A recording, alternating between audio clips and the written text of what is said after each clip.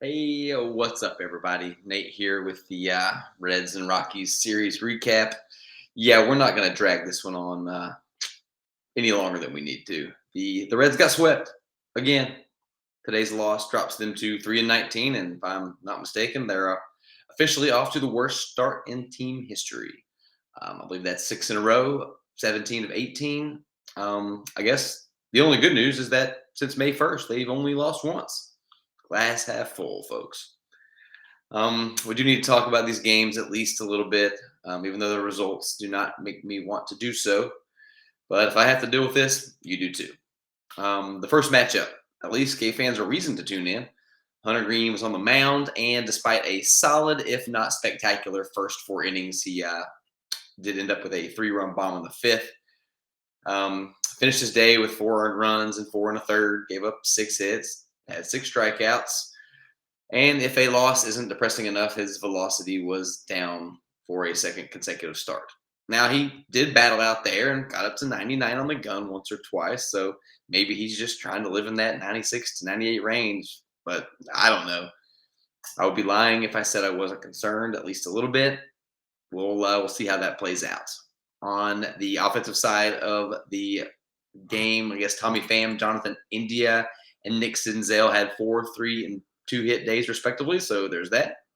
The Reds ended up losing 10-4 for those keeping score at home. That is real bad. Game two started out strong. Newcomer Connor Overton pitched beautifully. Came out with a 2-0 lead after 5 and a third. And then Art Warren, who has been really good at not allowing runs, was decidedly less good at not allowing runs this time and promptly gave up a gave up three in a third of an inning. A leadoff dinger by Tyler Naquin and a late homer by Aramis Garcia were not enough as the Rockies took this one 4-3. And I just got to say, if your offense is relying on guys like Aramis Garcia, you're probably in trouble. That sends us to game three, which, brought with it some legit excitement in Denver. Win and you go to Milwaukee, heads held high, but lose. Oh, lose, and you are officially off to the worst start in franchise history. Well, you know what just happened. Reiver Sanmartin, who is a not good starting pitcher on the Cincinnati Reds, lived up to his reputation and pitched not good. Nothing very good happened after that either. The Redlegs did hilariously miss several pop flies, so be on the lookout for that on the Twitter webs, I guess.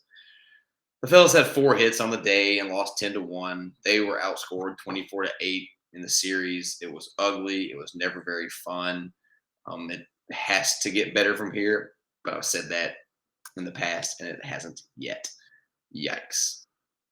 Phil Castellini's Reds are now a robust 3-19 to begin the 2022 season. But please just have a little faith, because where are you going to go? And be careful what you wish for, because it could be much, much worse. Just please ignore the fact that it's literally never been worse in the history of this storied franchise. Good grief. Well, because I've got a format to follow, I will discuss some of the bright spots. Tyler Naquin didn't shatter any records, but had a hit in every game of the series. Brandon Drury hit another home run. That was his 4th on the year, which somehow leads the team. Let that sink in. Aristides Aquino no longer plays for the Reds, so we'll put that in the positive column. Well, let's see. Connor Overton was fantastic. Yeah, he should absolutely, in my opinion, get another start in place of the Reiver Sanmartins of the world. Love to see it. Congrats, young fella.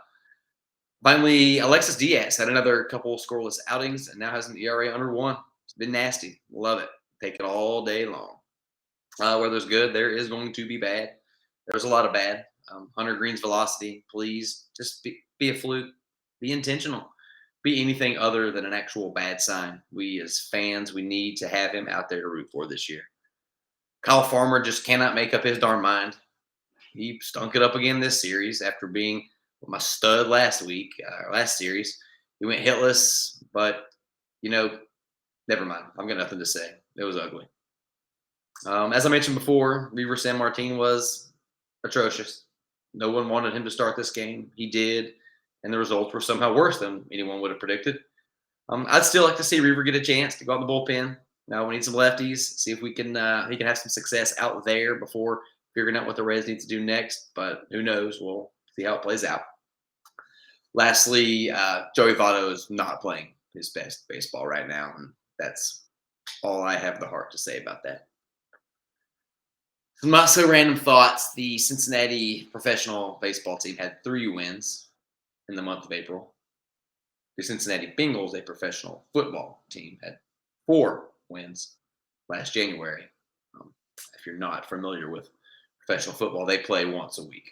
My lord. I mentioned Aquino getting DFA'd. Wherever he ends up, hope he crushes it. Hope he has a long, awesome career, but I'm glad it's not going to be in Cincinnati. It wasn't fun except for that 1 month that we've heard so much about. Jonathan India also went on the injured list, retroactive to Saturday. The front office wants you to hate them a little bit more, so they initially said that was a rest day. Trust, apparently, completely overrated. Just have a little faith. Have a little bit of faith. Our series stud, because I have to choose one, I'm going to go with Connor Overton. His start was a legitimate bright spot during an otherwise just gross series. As for the series dud, it's back-to-back dud awards for Reaver San Martin. Unfortunately, these mark the only 2 wins of the season for young Reaver, but hey, it's early yet. Up next, after an off day, the Reds begin a 3-game set against the first place Milwaukee Brewers. I'm sure this is going to go well. Hey, at least we are in this together. Until next time, guys.